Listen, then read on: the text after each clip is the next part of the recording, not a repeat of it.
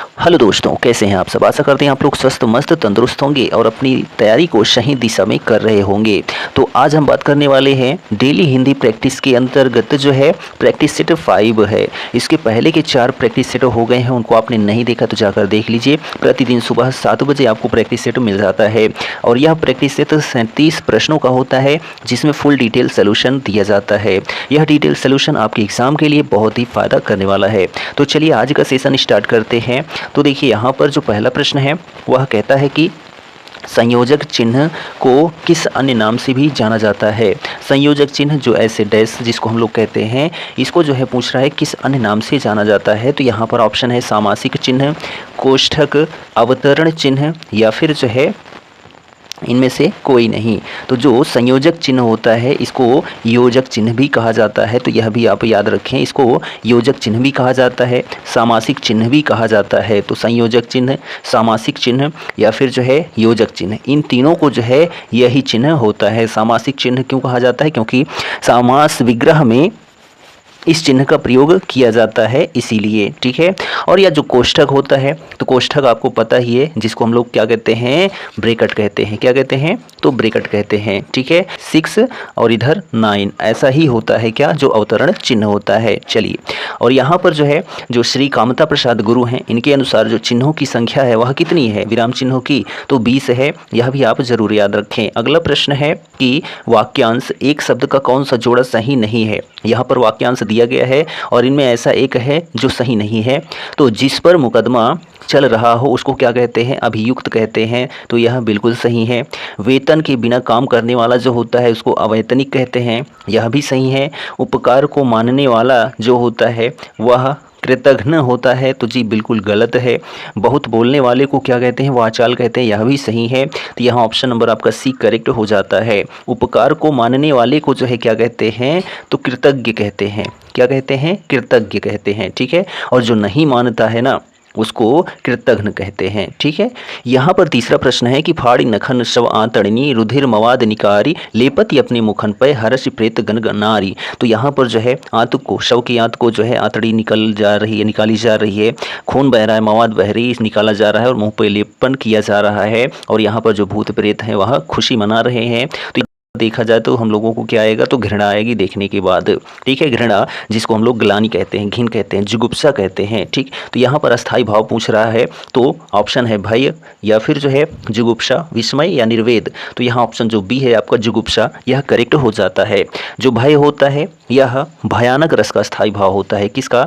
तो भयानक रस का स्थायी भाव होता है। जो जुगुप्सा होता है यह विभत्स रस का स्थायी भाव होता है। किसका? तो विभत्स रस का स्थायी भाव होता है जुगुप्सा। ठीक है। या ग्लानि या फिर घृणा। ठीक। विस्मय किसका होता है? तो विस्मय जो होता है वह अद्भुत रस का स्थायी भाव होता है। किसका? अद्भुत रस का, जिसको हम आश्चर्य भी कहते हैं। निर्वेद जो होता है यह शांत रस का स्थायी भाव होता है। किसका? तो शांत रस का। ठीक है। चलिए, अगला प्रश्न है कि वधु का बहुवचन रूप क्या होगा। तो यहाँ ऑप्शन है वधुएं, गलत है। ठीक है। वधुएं, तो आगे देखते हैं। वधुओं गलत है, वधुएं। ठीक है। तो यहाँ पर जो आपका ऑप्शन करेक्ट होता है वह होता है वधुएं। ठीक है। तो यहाँ ऑप्शन जो बी है आपका करेक्ट है।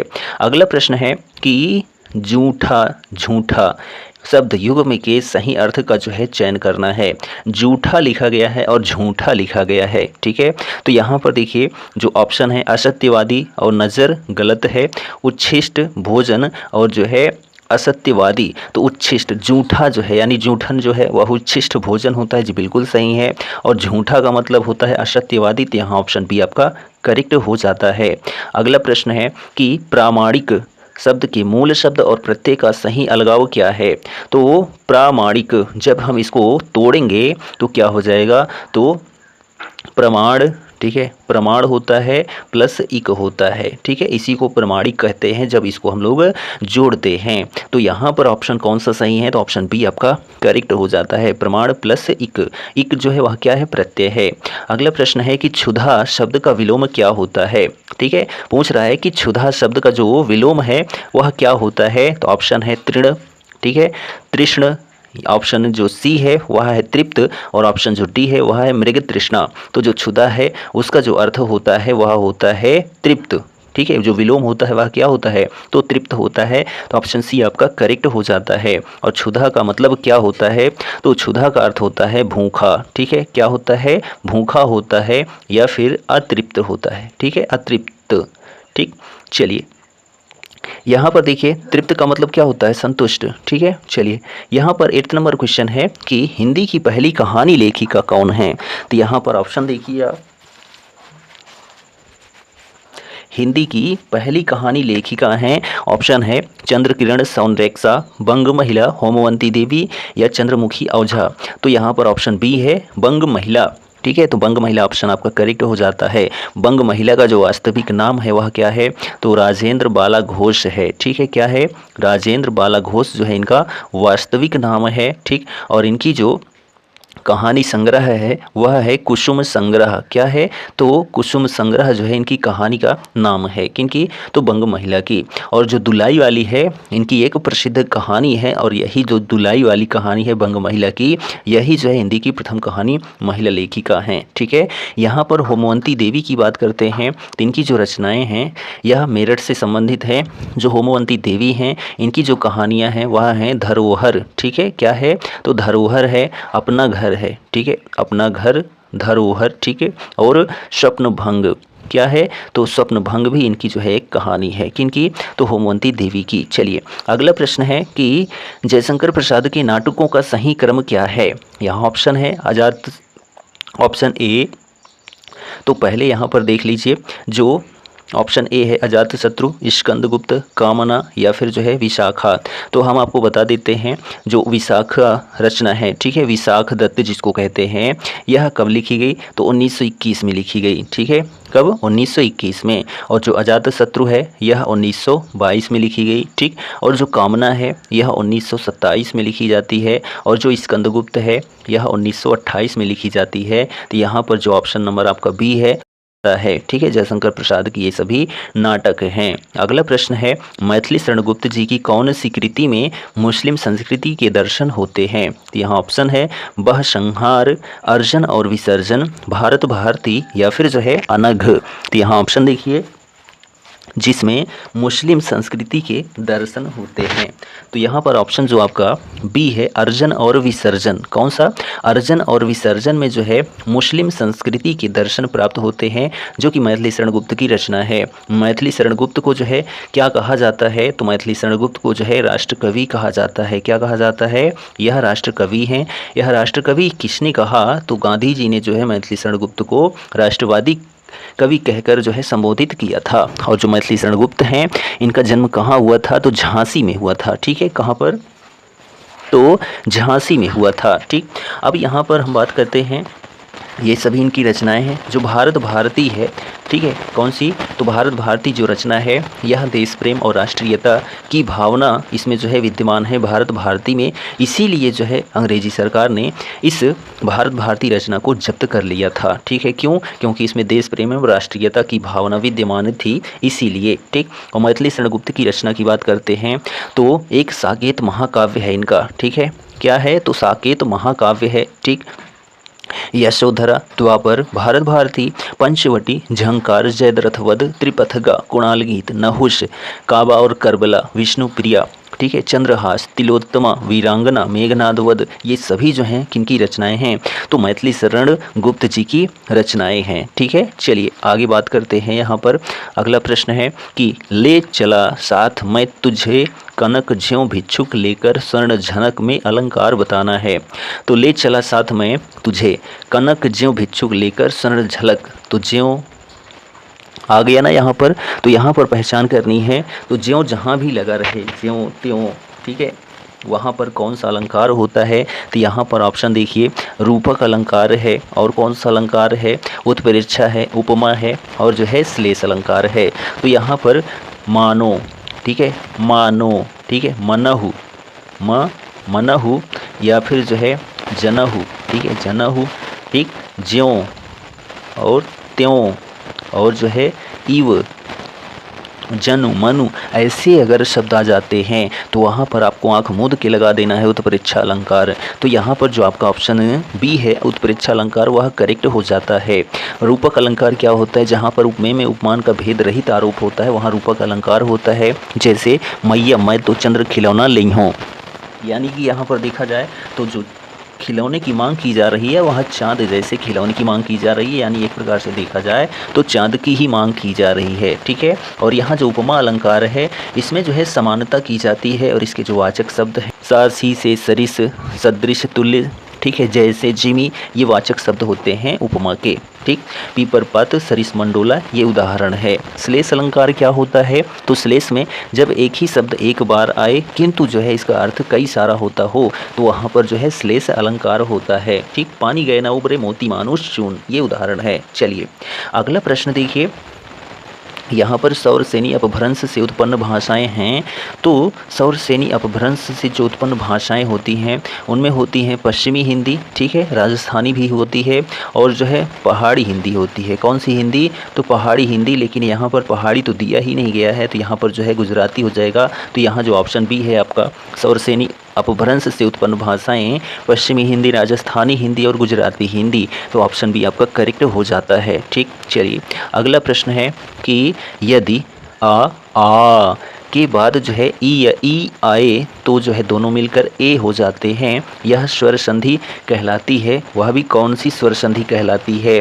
तो यहाँ पर जो है ऑप्शन जो सी है गुण स्वर संधि, यह कहलाएगी। ठीक है, जब किसी भी शब्द में जो है ए हो जाता है, ठीक, ए आ जाए, ठीक है, तो वहाँ पर गुण स्वर संधि होती है। जैसे कि महेश्वर, ठीक है, तो यहाँ पर जो है कौन सी संधि है? तो गुण स्वर संधि है। किसमें? तो महेश्वर हमें, ठीक है। और जो यहाँ पर दीर्घ स्वर संधि होती है इसमें सजातीय स्वर होते हैं, स्वजातीय या फिर बड़ी मात्राएं वाले, जैसे विद्यालय विद्या प्लस आलय, ठीक है, गिरीश गिरी प्लस ईस। और यहाँ पर जो वृद्धि स्वर संधि होती है इसमें क्या होता है? अय औ होता है, ठीक है, अय की मात्रा लगी रहती है, ठीक, और जो है कौन सी मात्रा होती है? औ की मात्रा लगी हो, वहाँ पर वृद्धि स्वर संधि होता है। जैसे कि सदैव, तथैव, वनौषधि, ठीक। और जो गुण स्वर संधि होती है इसमें ए और ओ की मात्रा होती है, ए और ओ की मात्रा, ठीक है, जैसे महोदय, सुरेंद्र, महर्षि, परोपकार, ठीक। अयादि स्वर संधि क्या होता है? अय या वारा के, ठीक है, बीच में प्रयोग होना ही अयादि स्वर संधि होता है। अधिकतर यह 3 अक्षर का होता है, जैसे नयन, गायक, पावक, भवती, पवित्र, पवन, ठीक है, ये सभी अयादि स्वर संधि के उदाहरण हैं। अगला प्रश्न है कि आल्पीन और गमला किस विदेशी भाषा के शब्द हैं? तो जो आल्पीन और गमला है यह पुर्तगाली भाषा के शब्द हैं, ठीक, तो यहाँ ऑप्शन बी आपका करेक्ट है।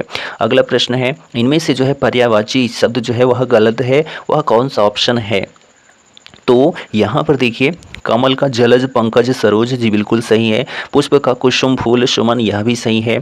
सरस्वती का शारदा, भारती, वीणा पाड़ी, यह भी सही है। सूर्य का दिवस गलत है, दिन का हो जाता है, ठीक है। याम, वासर, यहाँ पर यही ऑप्शन आपका गलत है, तो जो ऑप्शन डी है वह आपका गलत हो जाता है। जो सूर्य का पर्यायवाची होता है रवि, भानु, भास्कर, दिवाकर, दिनकर, ठीक है, विहंगम, दिनेश, प्रभाकर, रवि, अरुण, अंशुमाली, मार्तंड, आदित्य, ये सभी जो हैं सूर्य के पर्यायवाची शब्द होते हैं। अगला प्रश्न है, सरसैया में कौन सा समास है? तो यहाँ पर ऑप्शन है द्विगु समास, तत्पुरुष समास, द्वंद्व समास या कर्मधारय समास। तो सरसैया, ठीक है, तो यहाँ पर जो है सर के लिए सैया, यानी कि सर आपका जो है उसको यदि सैया लेटे हुए हैं तो उसके लिए सैया चाहिए, यानी कि जो है बिस्तर चाहिए। तो यहाँ पर जो है आपका ऑप्शन जो बी है तत्पुरुष समास, यह करेक्ट हो जाता है, ठीक है। कौन सा समास? तो तत्पुरुष समास। जो द्विगु समास होता है, कौन सा समास? तो जो द्विगु समास होता है इसमें कोई भी शब्द हो उसके आगे संख्या लगी रहेगी, उसी को द्विगु समास कहते हैं। जैसे चौराहा, तो यहाँ आगे देखिए 4 लिखा गया है। जो द्वंद्व समास होता है एक दूसरे का विलोमार्थी शब्द होता है, जैसे रात और बीच में डैश उसके बाद दिन, ठीक है। कर्मधारय समास क्या होता है? तो कर्मधारय समास में उत्तर पद प्रधान होता है, ठीक है, और प्रथम पद क्या होता है? तो विशेषण होता है जो कर्मधारय समास होता है। जैसे उदाहरण की बात करें तो महात्मा, तो महान है जो आत्मा, ठीक है, चंद्रमुख, जो मुख है वह कैसा है, चंद्रमा के समान है। तो यहाँ पर कर्मधारय समास है। ठीक, चलिए आगे बात करते हैं यहाँ पर अगले प्रश्न की। 70 नंबर है कि नारी तुम केवल श्रद्धा हो की पंक्ति जो है किस रचना में दिया गया है। तो श्रद्धा और मनु जो है वह जयशंकर प्रसाद की किस रचना में दिया गया है, तो यही आपको बताना है। ठीक है, तो जो कामायनी रचना है जयशंकर प्रसाद की, इसी में दिया गया है। और जो कामायनी रचना है एक महाकाव्य है, और इसमें जो है कुल कितने सर्ग हैं, तो 15 सर्ग हैं। इसका जो पहला सर्ग है उसको चिंता बोलते हैं। क्या बोलते हैं, तो चिंता बोलते हैं। और जो आखिरी यानी कि 15वां सर्ग है उसको आनंद बोलते हैं। क्या बोलते हैं, आनंद बोलते हैं। ठीक, साकेत महाकाव्य जो है यह मैथिली शरण गुप्त का है। भारत भारती महाकाव्य जो है यह भी मैथिली शरण गुप्त का है। जो चंद्रगुप्त है यह जो है जयशंकर प्रसाद जी की रचना है। ठीक, अगला प्रश्न है कि तद्भव से तत्सम बने सही शब्द युग्म को जो है चिन्हित कीजिए। यहाँ पर ऑप्शन है हताहत, हता और हाथ, रत्ता रात, पत्ता पत्र, नच्चा नाच। तो यहाँ पर जो ऑप्शन आपका सी है पत्ता पत्र, यह एकदम करेक्ट हो जाता है। जो पत्ता है यह तद्भव है और जो पत्र है यह जो है तत्सम शब्द है। ठीक, अगला प्रश्न है कि शुद्ध वर्तनी वाला शब्द चुनना है। तो यहाँ पर ऑप्शन वो सुपर्णखा होता है। ठीक, सुपर्णखा। ठीक, यह जो है आपका ऑप्शन होता है। तो यहाँ देखें हम ऑप्शन जो आपका डी होता है वह करेक्ट हो जाता है, सुपर्णखा। ठीक, अगला प्रश्न है निम्नलिखित में से जो है अनिकार्थी शब्दों का कौन सा युग्म सही नहीं है। तो यहाँ पर ऑप्शन आप देखिए कि घट, घड़ा और शरीर, यह एकदम सही है। पानी का क्या होता है, चमक, मान सम्मान, यह भी सही है। आदि का क्या होता है, राजा और शिव, यह भी सही है। लेकिन जो खेचर है इनमें पक्षी और खच्चर, यह ऑप्शन आपका क्या हो जाता है, गलत हो जाता है। ठीक, तो यहाँ ऑप्शन बी ऑप्शन जो डी है वह करेक्ट हो जाएगा। खेचर का जो अनिकार्थी शब्द होता है पक्षी होता है, देवता होता है, ग्रह होता है। ठीक, चलिए नेक्स्ट क्वेश्चन है 21 नंबर। यहाँ पर है निम्नलिखित में से जो है किस विकल्प में सभी भाववाचक संज्ञा शब्द हैं। तो यहाँ ऑप्शन देखिए भाववाचक संज्ञा शब्द अमीर, गरीब, समूह, मिठास जिनमें नहीं है, जवानी, खटास, पुस्तक इसमें भी नहीं है, रसीला यह तो जो है भाववाचक है, कड़वाहट यह भी है, बुढ़ापा यह भी है, उन्नति यह भी है। तो यहाँ ऑप्शन सी आपका करेक्ट हो जाता है। अगला क्वेश्चन है कि निम्न में से जो है कौन सा शब्द स्त्रीलिंग है। तो यहाँ पर देखिए प्रभाव होता है, यह तो नहीं है, निर्माण होता है, यह भी नहीं है, विवाह होता है, यह भी नहीं है, भाषा होती है। तो यहाँ पर जो भाषा है यह एक स्त्रीलिंग शब्द है। ठीक, चलिए 23 नंबर क्वेश्चन है कि निम्नलिखित वाक्य का भेद बताइए। संसार में हर तरह के लोग होते हैं। तो यहाँ पर देखिए संसार में हर तरह के लोग होते हैं, देखा जाए यहाँ पर विधि को दर्शा रहा है। किसको, विधि को दर्शा रहा है। तो यहाँ पर जो ऑप्शन बी है आपका वह करेक्ट हो जाता है। जिन वाक्यों में किसी क्रिया के करने या होने का बोध होता है उसको जो है विधानवाचक जो है वाक्य कहा जाता है। ठीक, चलिए अगला क्वेश्चन है कि वह आई हो तो मेरी चिट्ठी उसे दे देना में जो है कौन सा काल है। तो यहाँ पर जो ऑप्शन आपका संभाव्य वर्तमान है, ऑप्शन बी करेक्ट हो जाता है। वह आई हो तो मेरी चिट्ठी उसे दे देना, तो यहाँ पर क्या किया जा रहा है, संभावना जताई जा रही है। ठीक है, चलिए अगला प्रश्न देखिए। यहाँ पर 25 नंबर क्वेश्चन है कि निम्न में से जो है सममात्रिक छंद का कौन सा उदाहरण है। सममात्रिक छंद, तो जो चौपाई होता है यह एक सममात्रिक छंद होता है। क्यों, क्योंकि इसके प्रत्येक चरण में 16 मात्राएं होती हैं। और जो सोरठा होता है यह अर्ध सममात्रिक छंद होता है। क्यों, क्योंकि इसका पहले चरण में 11, दूसरे चरण में 13 मात्राएं होती हैं। और जो दोहा होता है यह भी एक अर्ध सममात्रिक छंद होता है। इसके पहले चरण में 13, दूसरे चरण में 11 मात्राएं होती हैं। तो यहाँ पर जो आपका ऑप्शन करेक्ट होता है सममात्रिक छंद का 25 में वह चौपाई अकेले होता है। ठीक, चलिए अगला क्वेश्चन है कि होनहार बीरवान के होत चीकने पात लोकोक्ति का सही अर्थ क्या है। तो यहाँ पर ऑप्शन देखिए होनहार बीरवान के होत चीकने पात। होनहार बालक सुंदर होता है, गलत है। सुंदर बालक होनहार होता है, गलत है। ठीक है, ऑप्शन सी देखिए कि होनहार बालक के गुण बचपन से ही दिखाई देने लगते हैं, जी बिल्कुल एकदम सही है। तो ऑप्शन सी आपका करेक्ट हो जाता है। नेक्स्ट क्वेश्चन है मैं 3 मिनट में आ रहा हूँ में कौन सा कारक है। मैं 3 मिनट में आ रहा हूँ में कौन सा कारक है। तो अधिकरण जो होता है ना इसकी पहचान में और पर होता है। तो यहाँ पर यही ऑप्शन आपका करेक्ट हो जाता है। और कर्ता की पहचान क्या है, कर्ता ने। ठीक है, संबंध में क्या होता है, काकी के रारी रे नानी ने होता है। और संप्रदान में जो है क्या होता है, ओ और के लिए होता है, सॉरी ठीक है, को और के लिए जो है किसका पहचान है, तो संप्रदान कारक की है। ठीक, चलिए अगले प्रश्न की बात करते हैं। यहाँ पर देखिए 250 रुपये में कौन सा विशेषण निहित है, तो 250 रुपये में जो है कौन सा विशेषण निहित है, तो यहाँ पर देखिए कि पूर्ण संख्या बोधक 250 रुपये, अपूर्ण संख्या बोधक, तो यहाँ पर देखा जाए तो अपूर्ण संख्या बोधक है। ठीक है, जिस वाक्य में संज्ञा के साथ साथ सर्वनाम की निश्चित या अनिश्चित संख्या क्रम या गणना का बोध होता है उसको जो है संख्यावाची विशेषण कहते हैं। ठीक है, जिनमें पूर्ण संख्यावाची और अपूर्ण संख्यावाची जो है विशेषण होते हैं। अगला प्रश्न है कि लेख लिखा गया वाक्य की पहचान करें, तो यहाँ पर लेख लिखा गया इसमें कर्मवाच्य है। किस क्या वाच्य है, तो कर्मवाच्य है। क्यों, लेख लिखा गया है, तो लिखा गया यानी किसी के द्वारा लिखा गया, इसीलिए कर्मवाच्य यहाँ पर प्रयोग किया गया है। क्रिया के जिस रूप में कर्म प्रधान होता है या फिर जो है जहाँ क्रिया का संबंध सीधा क्रिया से ही होता है वहाँ पर जो है क्या होता है, कर्मवाच्य होता है। ठीक है, चलिए अगला प्रश्न है कि व्यास सम्मान में कितनी राशि प्रदान की जाती है, तो यहाँ पर ऑप्शन है 3.5 लाख रुपए, या फिर जो है 2 लाख रुपए, या 50,000 रुपये, या फिर जो है 4 लाख रुपए। तो जो व्यास सम्मान है इसमें जो राशि दी जाती है 4 लाख रुपए दी जाती है, तो ऑप्शन डी आपका करेक्ट हो जाता है। ठीक है, अन्य में बात करते हैं जो हिंदी में प्रमुख पुरस्कार हैं उनमें जो है ज्ञानपीठ जो पुरस्कार है। ठीक है, ज्ञानपीठ पुरस्कार में क्या दिया जाता है, कितना, तो 11 लाख रुपए दिया जाता है। ठीक है, और जो सरस्वती सम्मान है, सरस्वती सम्मान इसमें कितना दिया जाता है, तो जो सरस्वती सम्मान है इसमें 15 लाख रुपए दिया जाता है। ठीक, साहित्य अकादमी पुरस्कार में जो दिया जाता है वह कितना दिया जाता है, तो 1 लाख रुपए। ठीक है, और जो व्यास सम्मान होता है इसमें 4 लाख रुपए तो हैं ही। ठीक, और जो भारत भारती पुरस्कार है, ठीक है, भारत और भारती पुरस्कार इसमें जो है 8 लाख रुपए, और जो सलाहकार सम्मान होता है, ठीक है, हिंदी में ही दिया जाता है सलाहकार सम्मान, इसमें जो है 5 लाख रुपए दिए जाते हैं। ठीक, चलिए अगला प्रश्न है कि किस वाक्य में विशेषण संबंधी अशुद्धि नहीं है, तो यहाँ पर जो ऑप्शन आपका डी है, आप जैसा सज्जन कौन होगा, तो यहाँ ऑप्शन डी आपका करेक्ट हो जाता है। नेक्स्ट क्वेश्चन है हम ताजमहल देखने जाएंगे, रेखांकित पद कैसा है, तो हम, ठीक है, तो हम में जो है पुरुषवाचक सर्वनाम का प्रयोग किया गया है, तो जो ऑप्शन बी है आपका वह करेक्ट हो जाता है। ठीक है, क्या, तो ऑप्शन बी आपका करेक्ट हो जाता है। चलिए आगे बात करते हैं यहाँ पर नेक्स्ट क्वेश्चन की, तो यहाँ पर आपका गद्यांश आ जाता है, और जो गद्यांश है इसको आप पढ़ सकते हैं।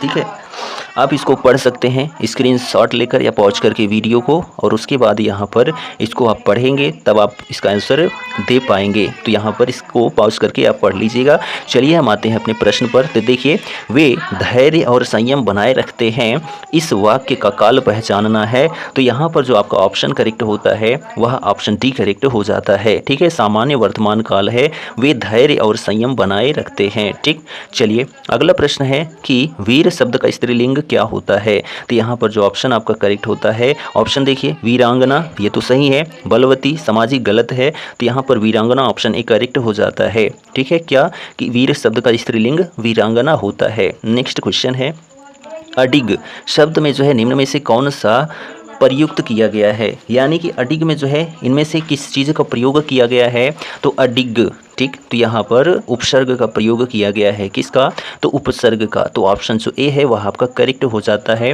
अगला प्रश्न है कि बेल शब्द का जो है बहुवचन क्या हो जाएगा, तो बेल का जो है बेलें होता है, क्या होता है, तो बेलें होता है, तो यहाँ पर जो ऑप्शन आपका कौन सा करेक्ट होता है, तो ऑप्शन जो ए है बेलें वह करेक्ट हो जाता है, तो यहाँ पर एक मात्रा होगी तब यह सही होगा।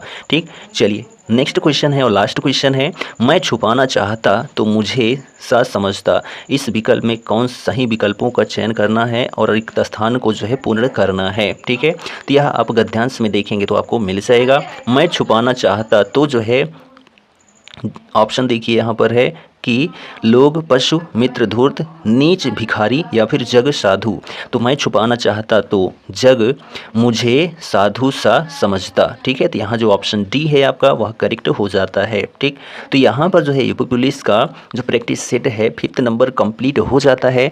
और यह सेशन आपको कैसा लगा कमेंट ज़रूर करें, और चैनल पर नए हैं तो चैनल को सब्सक्राइब भी कर लें। पर डे आपको सुबह 7 बजे यह हिंदी प्रैक्टिस सेट मिल जाता है फुल डिटेल सोल्यूशन के साथ। मिलते हैं हम नेक्स्ट वीडियो में, तब तक के लिए जय हिंद, goodbye and take care.